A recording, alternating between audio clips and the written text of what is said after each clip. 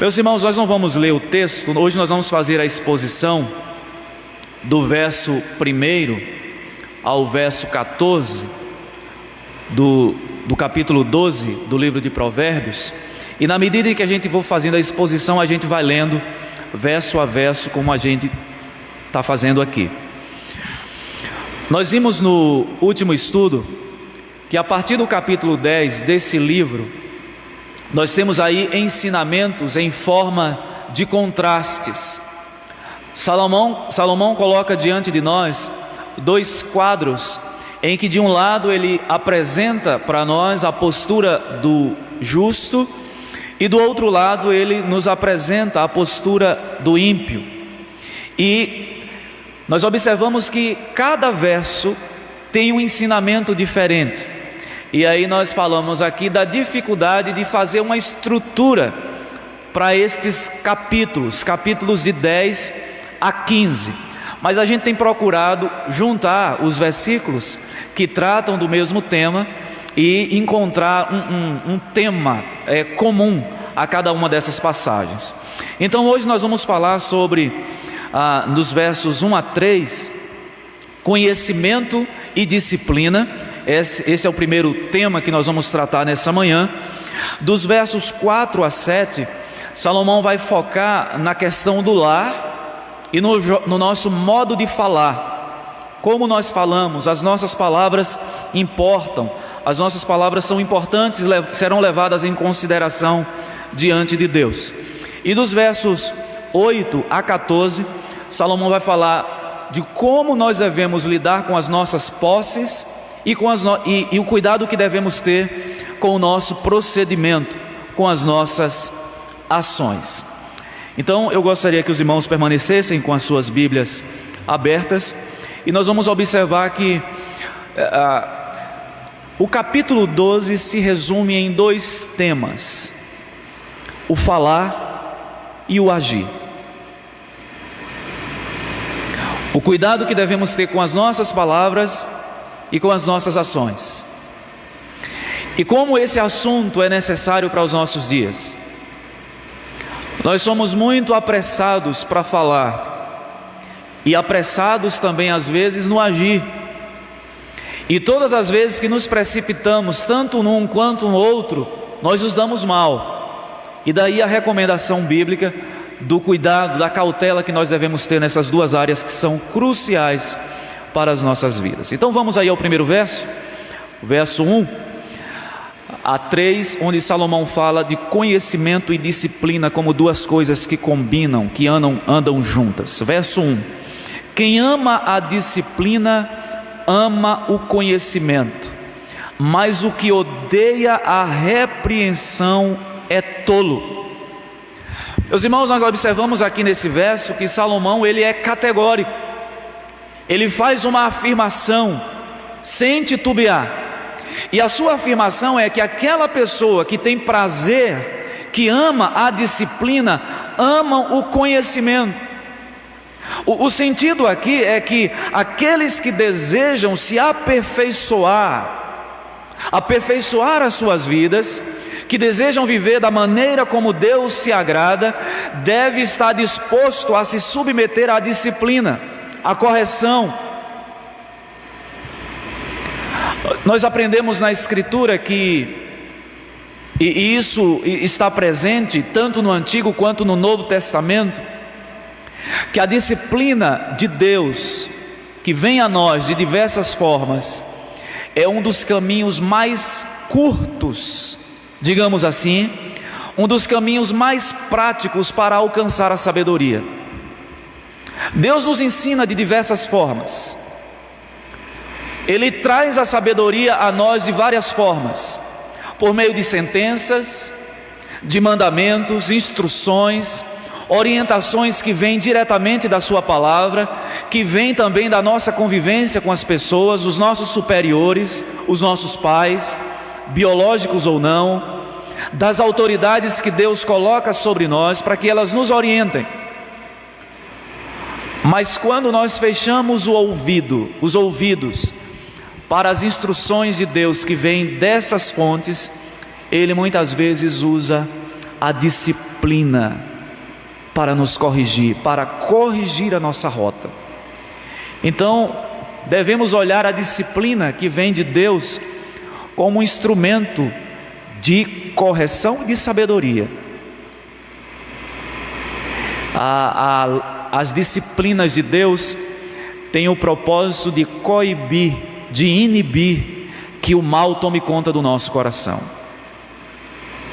Imagina se nós vivêssemos sem disciplina. Olhe para a história do Antigo Testamento.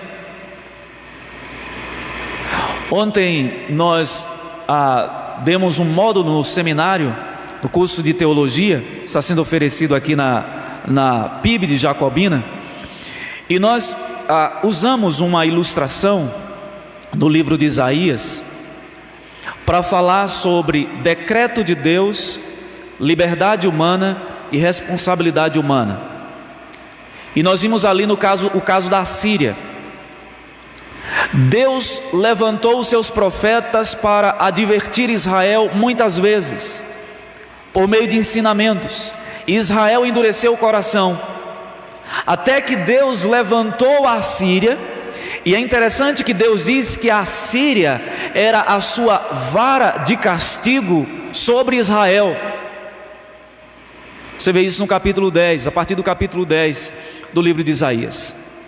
Então o ponto é, Deus quer nos dar sabedoria por meio das suas instruções, mas quando nós fechamos os ouvidos, Ele muitas vezes usa a disciplina para trazer essa sabedoria que nós tanto precisamos e que às vezes negligenciamos. Agora o final do verso 1 diz: mas o que odeia a repreensão é tolo. Nós vimos aqui na exposição dos capítulos anteriores que o tolo no livro de Provérbios é aquele que fecha os ouvidos para a instrução. O tolo é aquele que acha que ele é sábio demais, autossuficiente demais para receber instrução de alguém. Então o que é que ele faz? Ele fecha os ouvidos. E no capítulo 5, nós vimos ali que em alguns momentos ele até escarnece, ele zomba do conhecimento, ele zomba da sabedoria. E é por isso que ele é moralmente deficiente, porque ele fecha os ouvidos para a instrução. Verso 2. Observe que há um contraste novamente. Salomão diz: quem faz o bem alcança o favor do Senhor, mas aquele que tem más intenções, este o Senhor condena. Meus irmãos, Deus não é um ser amoral. Pelo contrário, Ele é moral. E toda moralidade humana é um reflexo desse atributo que Deus comunicou a nós. Nós temos capacidade de julgar as coisas e de agirmos moralmente de forma correta, porque Deus, como um ser moral, conferiu a nós, suas criaturas, seus filhos, a sua moralidade.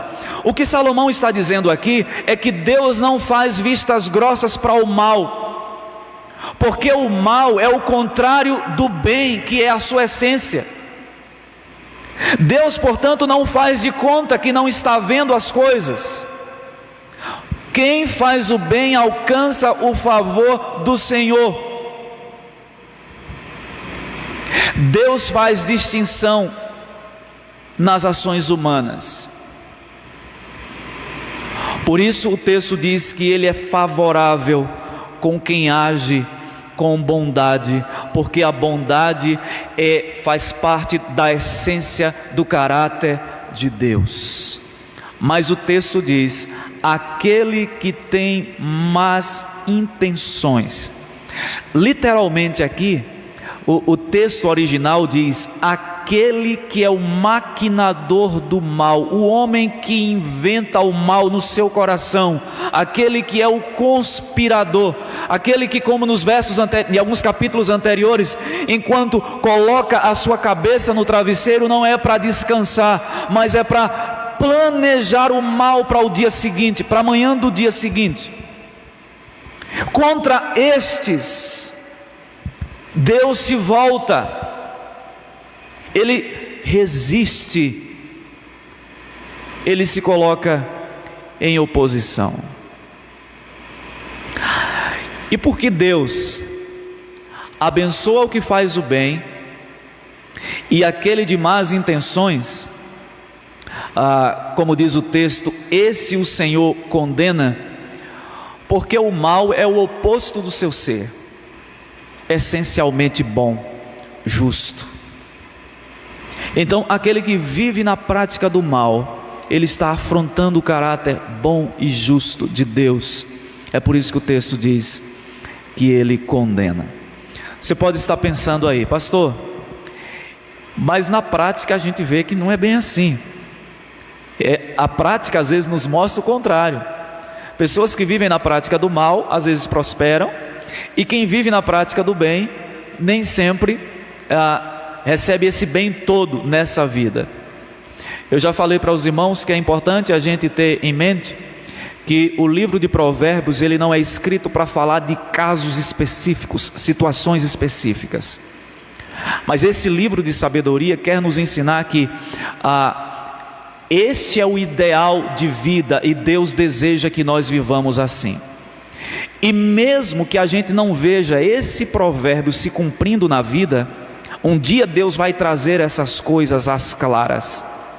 Assim como o salmista no Salmo 73, quando ele diz: os maus prosperam, mas os que vivem uma vida de piedade padecem nesse mundo. Às vezes nós temos essa impressão, mas certamente o que Salomão está dizendo aqui é que em algum momento Deus vai trazer essas coisas às claras.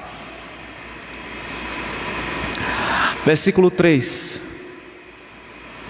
o texto diz: ninguém se estabelece pela maldade, mas a raiz dos justos não será removida. Um comentarista, falando sobre esse verso, ele diz que aqui o homem é metaforicamente comparado a uma árvore. A iniquidade não lhe dá firmeza. A iniquidade são como que raízes falsas. E todos aqueles que se estabelecem ou que se sustentam na iniquidade, na maldade, ele não vai se estabelecer, não vai durar para sempre.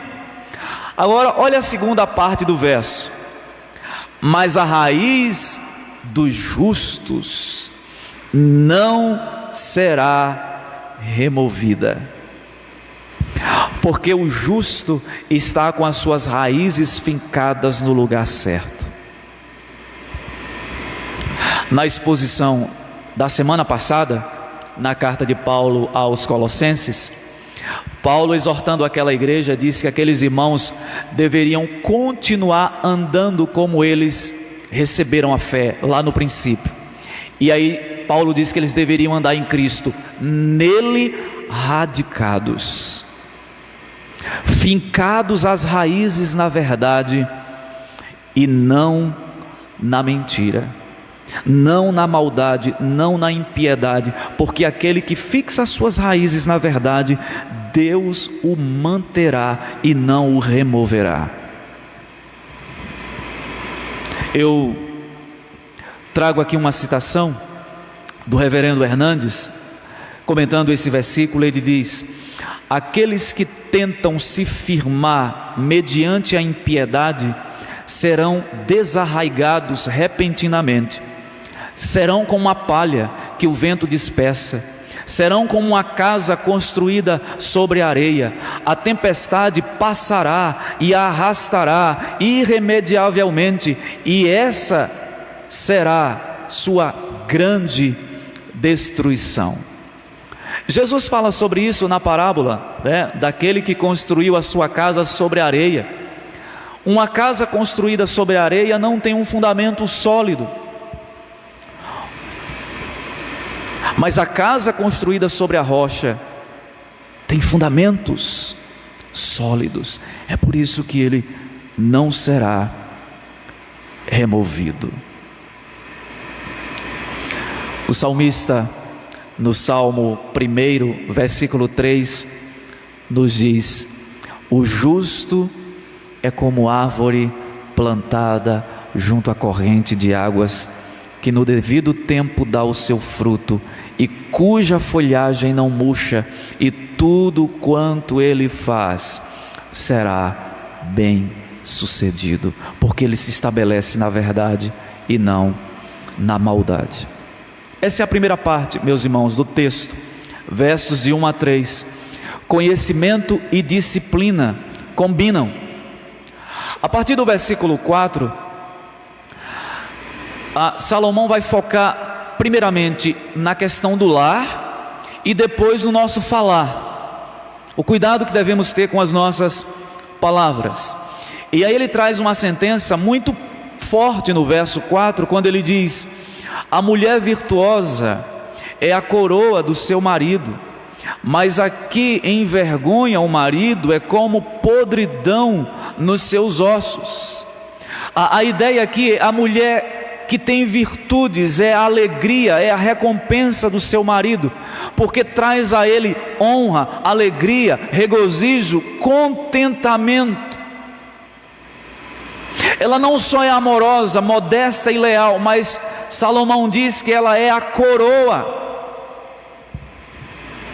Coroa aqui aponta para a honra. A ideia de coroa na Bíblia é esta: honra. Então ela é a honra do seu marido. Ela embeleza a sua vida, torna-a mais feliz, mais alegre, uma vida de contentamento. Mas observe o contraponto no verso 4, a parte B, que diz: mas a que envergonha o marido é como podridão nos seus ossos. A Septuaginta, que é a tradução da Bíblia para o Antigo Testamento para o grego, traduz esse verso assim: como o verme na árvore. A segunda parte, né? Assim a mulher má destrói o marido. Assim como o verme na árvore, a mulher má destrói o marido. Por quê? Porque a ideia aqui é de corroer. Veja o que diz a segunda parte do verso, que diz que é como podridão nos seus ossos. O livro de Eclesiástico, que não é um livro inspirado, mas que analisa várias literaturas de sabedoria do Antigo Testamento, diz o seguinte acerca desse verso: a mulher perversa diminui a coragem do seu marido e torna o seu semblante pesado e o coração ferido. Meus irmãos, o sentido aqui é de como se fosse uma enfermidade nos ossos, um câncer nos ossos que produz sofrimento e abrevia a vida. Verso 5: os pensamentos dos justos são retos, mas os conselhos dos ímpios são falsos. Há sabedoria na boca do sábio, do justo, melhor dizendo. Há entendimento, bons conselhos, verdade na boca do justo, mas a boca do perverso, os seus conselhos são traiçoeiros e enganosos, palavras que produzem morte. Enquanto eu estava preparando o estudo E ao ler esse versículo aqui, especialmente a segunda parte, os conselhos dos ímpios são falsos, eu me lembrei da passagem de Roboão. Eu gosto muito de mencionar esse texto, porque ele é muito importante para a gente pensar acerca dos maus conselhos e das suas consequências. Depois da morte de Salomão, o seu filho Roboão assumiu o trono. E Roboão consultou os conselheiros do rei, os conselheiros da corte, acerca de uma reclamação que a população estava fazendo, porque os impostos eram muito pesados, a carga tributária era pesadíssima para sustentar o luxo da corte, e as pessoas estavam reclamando. E Roboão foi se aconselhar com os mais velhos, com os idosos, os que faziam parte do conselho da corte. E eles disseram o seguinte: diminui, alivia a mão das costas do povo, tira o peso. Roboão, não contente, a Bíblia diz que ele foi se aconselhar. Depois os irmãos podem conferir essa passagem, 2 Reis capítulo 12, do verso 1 ao verso 5. Roboão foi se aconselhar com os jovens que haviam crescido com ele e tinham passado a sua juventude juntos. E qual foi o conselho dos jovens? O conselho ímpio. Disse o seguinte a Roboão: pesa ainda mais, o povo está reclamando, então pesa ainda mais a mão.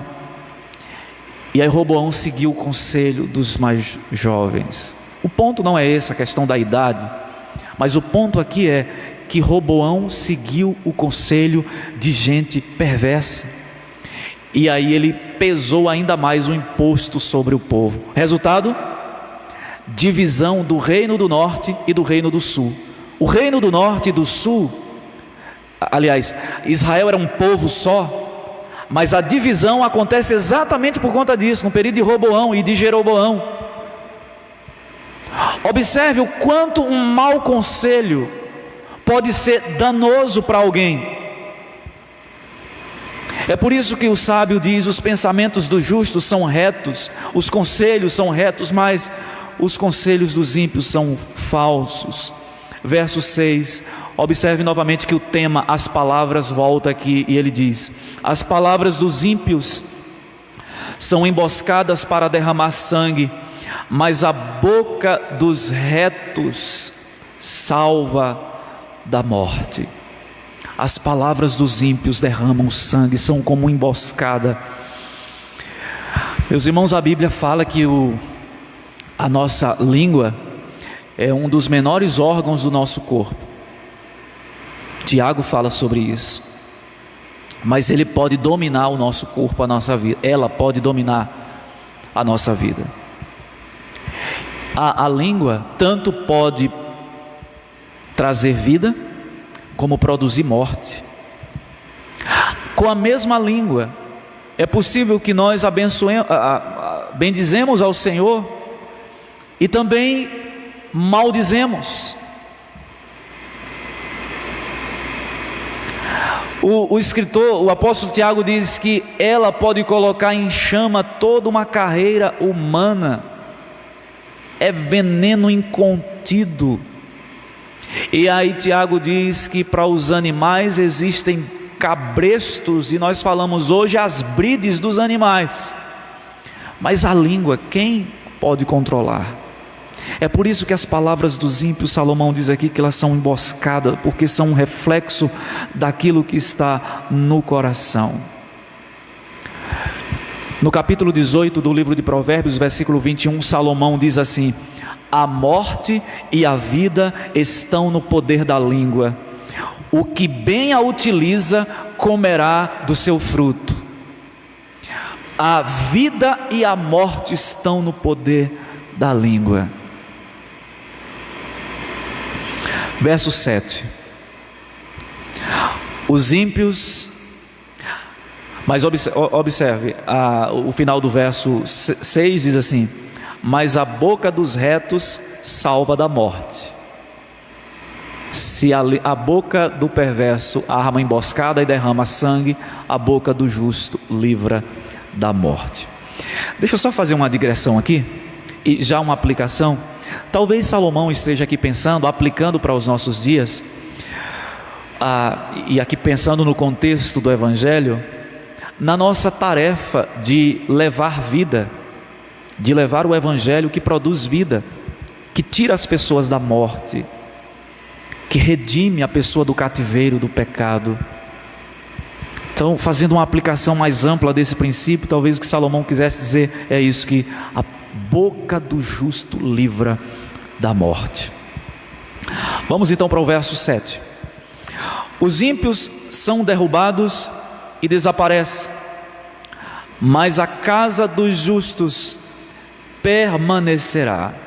Os perversos, meus irmãos, não poucas vezes tornam-se fortes e poderosos na terra, adquirem riquezas, às vezes ilícitas, saqueiam pobres, distorcem as leis, violam o direito dos inocentes, e parece que eles vão indo de vento em polpa. Mas quando a tempestade vier sobre eles, eles serão derrubados e desaparecerão. E aí Salomão complementa o verso 7 dizendo: mas a casa dos justos permanecerá. É muito provável que Salomão esteja falando aqui de estabilidade que o justo tem em tempos de crise, em tempos de aflição. Porque ele diz aqui que a casa do justo prevalecerá. Casa aqui pode ser ampliado o conceito para a família,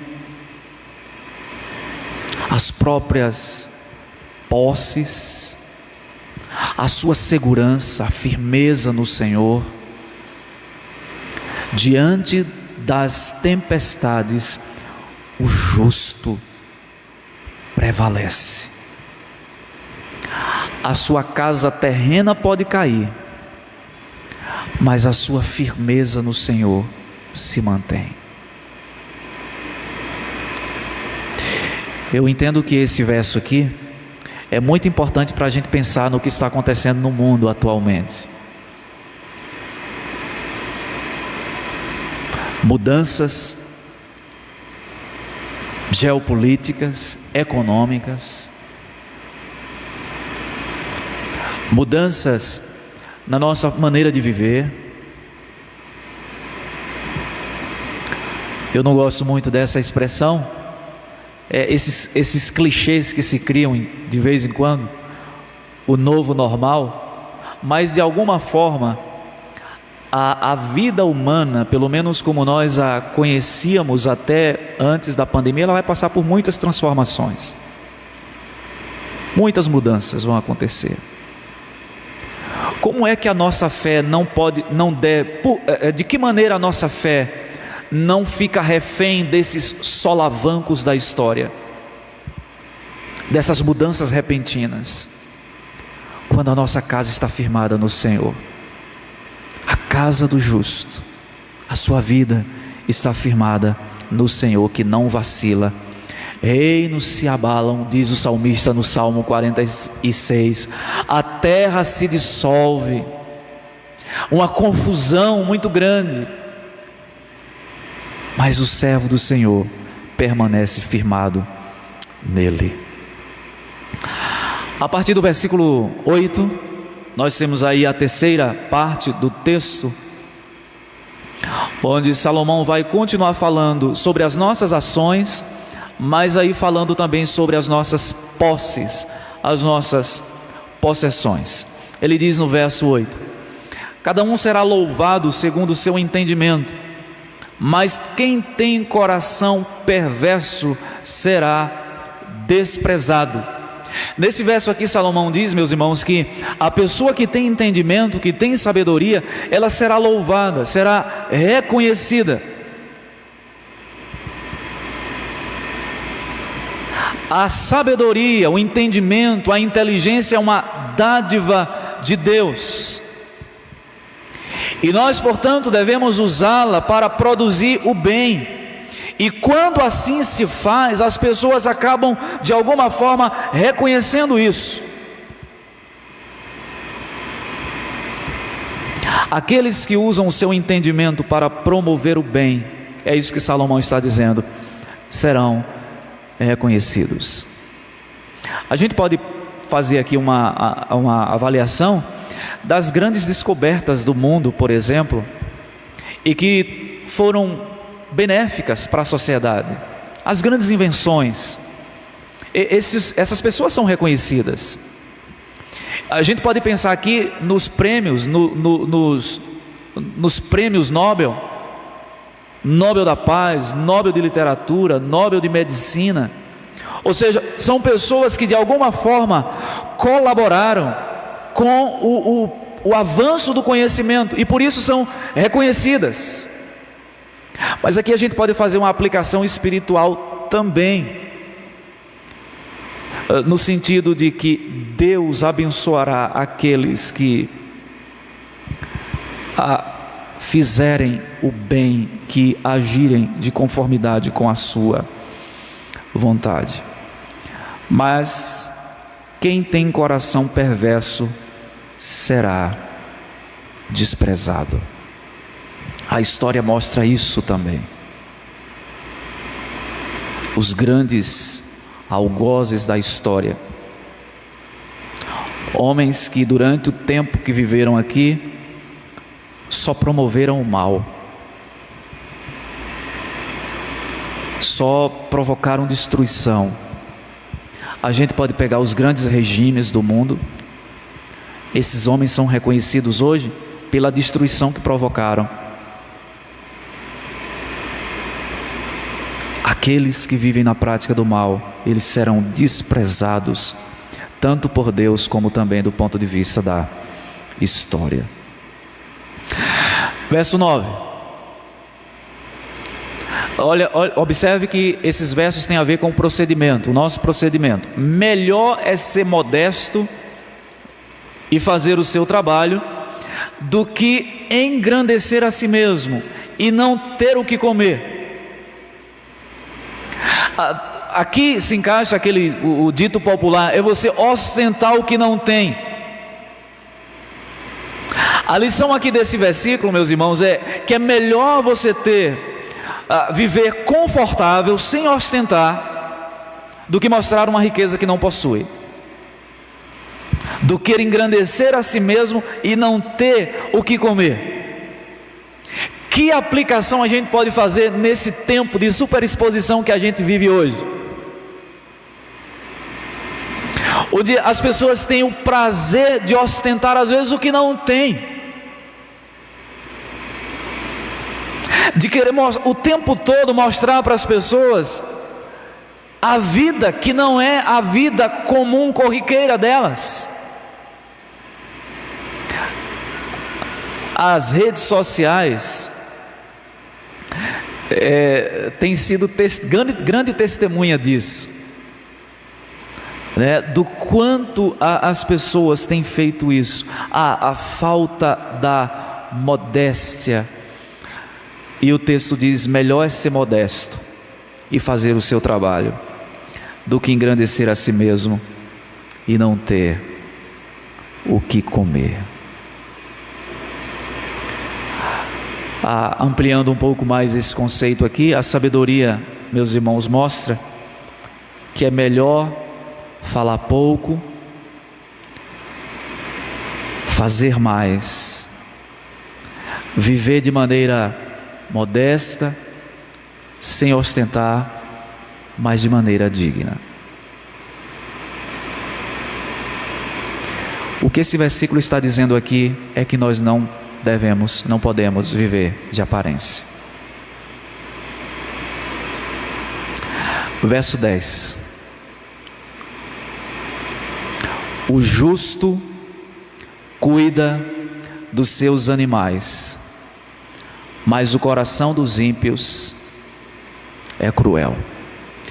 Esse versículo aqui, recentemente eu fiz uma postagem numa das redes sociais, e eu peguei essa postagem porque ela foi baseada nesse versículo e num outro versículo, no capítulo 49, versículo 6 do livro de Gênesis.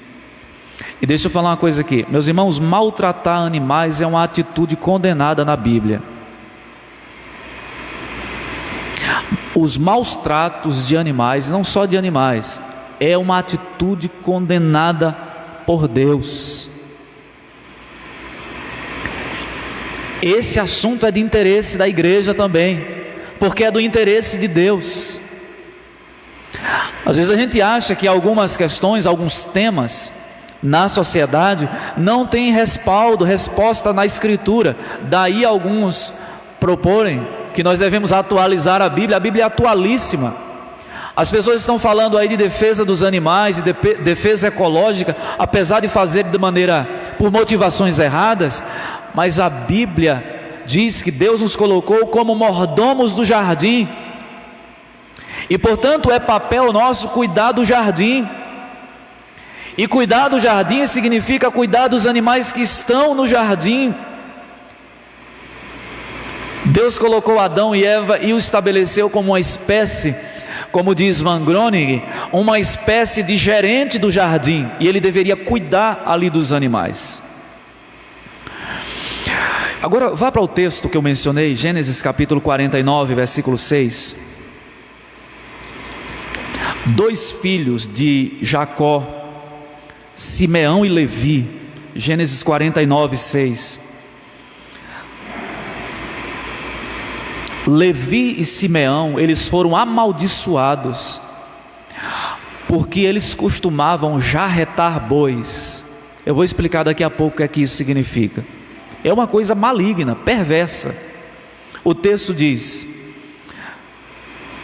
vamos ler a partir do versículo 1. Depois chamou Jacó a seus filhos e disse: ajuntai-vos e eu vos farei saber o que vos há de acontecer nos dias vindouros. Ajuntai-vos e ouvi, filhos de Jacó, ouvi a Israel vosso pai. Ruben, tu és meu primogênito, minha força e as primícias do meu vigor, o mais excelente em altivez e o mais excelente em poder. Impetuoso como a água, não serás o mais excelente, porque subiste ao leito de teu pai e o profanaste, subiste à minha cama.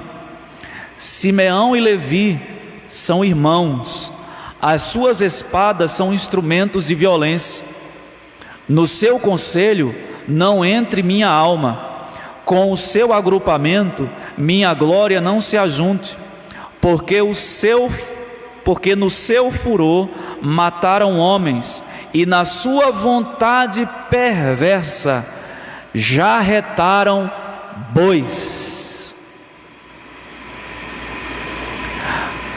Esses 2 filhos de Jacó foram amaldiçoados por ele, por Deus, porque o texto diz que eles jarretavam bois, mataram muitos homens e jarretavam. Sabe o que é jarretar bois?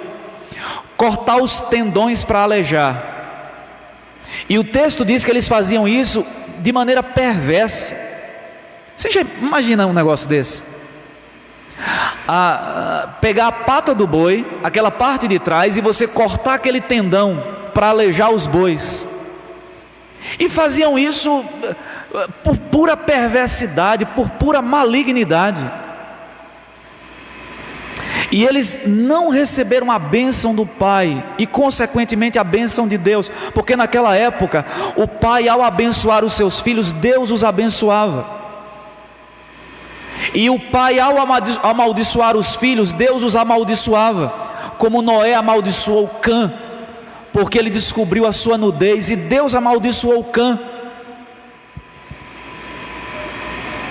Meus irmãos, cuidar dos animais, e eu escrevi isso lá na rede social, não é apenas um gesto de humanidade, é um ato de obediência a Deus. Maltratar animais não é só um ato de crueldade, é também uma ofensa a Deus. Não é uma ofensa à mãe natureza, é uma ofensa ao Criador.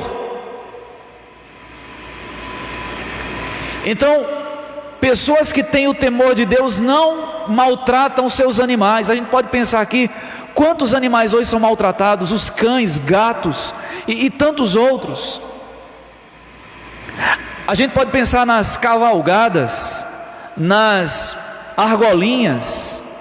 Quantos animais, bois, quebravam o pescoço naquele puxada. Animais que sofrem no período de cavalgada com os cascos pisando em pedras nas calçadas. Deus abomina, amaldiçoa pessoas que maltratam os animais, e devemos cuidar deles, não apenas como um gesto de ser humano, mas acima de tudo como um gesto de obediência ao Criador, que nos colocou como mordomos da criação. A Bíblia, portanto, meus irmãos, tem instruções para tudo que nós possamos imaginar. Verso 11.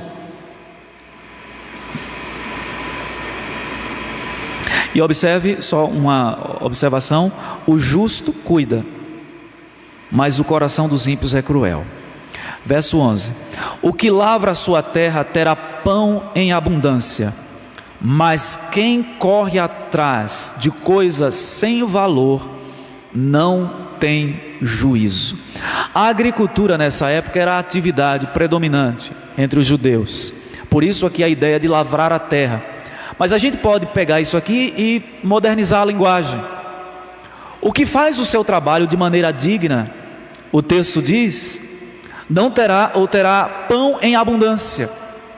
Deus abençoa o trabalho daquele que é diligente, daquele que se esforça.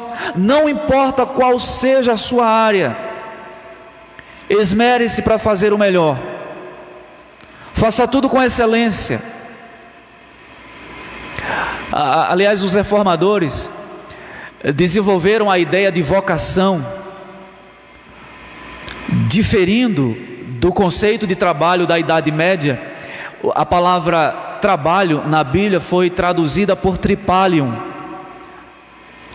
que era um instrumento de castigo. Então, durante a Idade Média, se pensava que o trabalho era uma espécie de castigo de Deus, decorrente do pecado, e faziam referência ao texto de Gênesis, quando Deus diz: do suor do teu rosto comerás o teu pão, feliz será e tudo te irá bem.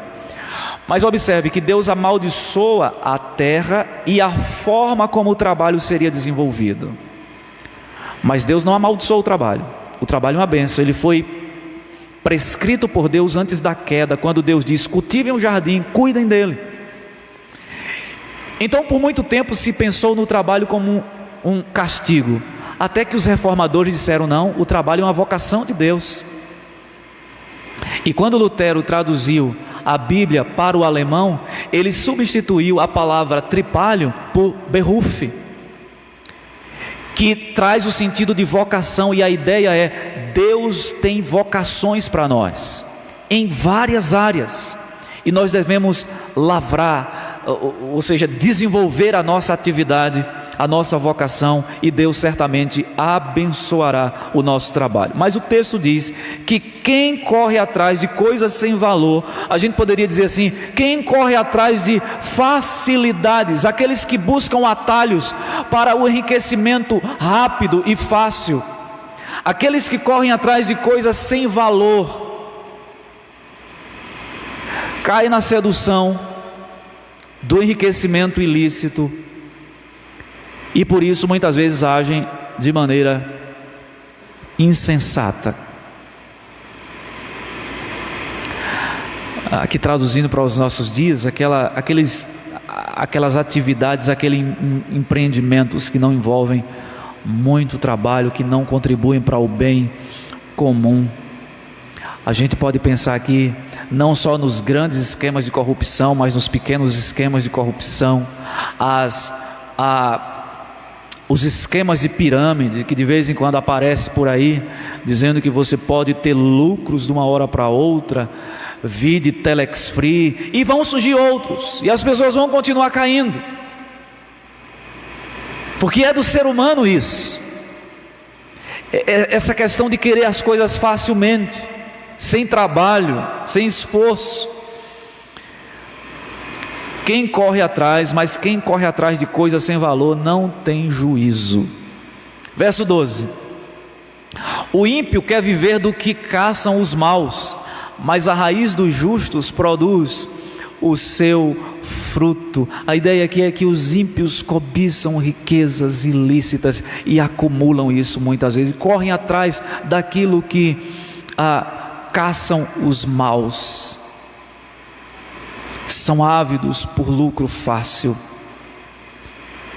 são super espertos, inteligentes para armar esquemas sofisticados, corruptos.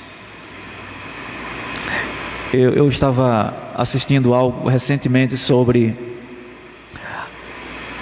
o pessoal que trabalha na força-tarefa da maior operação de combate à corrupção aqui no Brasil, a mais recente. E ali na força-tarefa tem pessoas de várias especialidades, pessoas que entendem de direito tributário, pessoas que entendem de questão de TI, né, de tecnologia da informação, pessoas formadas em mercado financeiro, enfim, pessoas de várias especialidades. E eles falando da sofisticação desses esquemas de corrupção e como é difícil rastrear o dinheiro. E aí um deles disse o seguinte: olha, em alguns momentos a gente estava rastreando o dinheiro e de repente desaparecia, sumia. A gente não sabia para onde o dinheiro foi. São estes que usam a inteligência que Deus deu, não para o bem como nós vimos lá atrás, mas para o mal. O verso 13 diz: os maus se enredam na transgressão daquilo que falam, mas os justos escaparão da angústia. Ou seja, o mal, ele se enrola na própria língua dele. O texto diz: os maus se enredam. É como se eles se enrolassem naquilo que falam. Eles se confundem, eles se perturbam. É como se estivesse cavando o próprio abismo, uma corda sobre os pés, e ele vai produzindo confusão e ele mesmo se enrola nas suas próprias palavras. Mas os justos escaparão da angústia. Talvez aqui, irmãos, o que Salomão queira dizer, que o justo escapará da angústia, é porque ele é moderado no falar. Então ele se livra de muitas coisas. Não tenha dúvida, quem fala demais traz sobre si muita angústia. A nossa experiência diária mostra isso. Quando Salomão diz aqui que os justos escaparão da angústia, não é de qualquer angústia, de toda angústia, porque a gente sabe que não é assim. Mas o justo evita muitas angústias decorrentes do falar precipitado, do falar desnecessário. E por fim, verso 14: cada um se farta de bem pelo fruto daquilo que diz, e o que as suas mãos fizerem, isso receberá de volta. O fruto da nossa boca, cada um se farta do bem pelo fruto daquilo que diz. Palavras verdadeiras, sábias, que produzem o bem. Então a pessoa se beneficia daquilo que diz, daquilo que fala. Quando a língua é bendita, o trabalho, as mãos são abençoadas por Deus. Pois assim como o ser humano se farta de bem pelo fruto de sua boca, ele também é recompensado pelo trabalho de suas mãos. O trabalho honesto e diligente, diz um autor, não fica sem a retribuição. Meus irmãos, esse texto, essa passagem, como todas do livro de Provérbios, mexe com coisas assim, e essas verdades são muito necessárias para nós.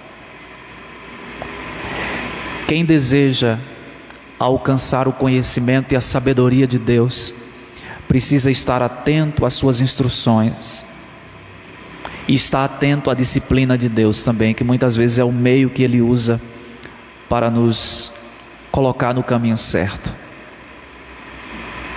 A segunda verdade que nós vimos é que a nossa postura no lar, é claro que Salomão usa ali a figura da esposa, mas isso se aplica a todos os que vivem no contexto da casa, no ambiente da casa.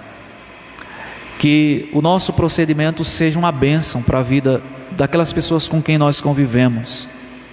Que o nosso modo de falar, o nosso modo de agir, realmente promova o bem em casa, mas também na sociedade, no contexto que Deus nos inseriu.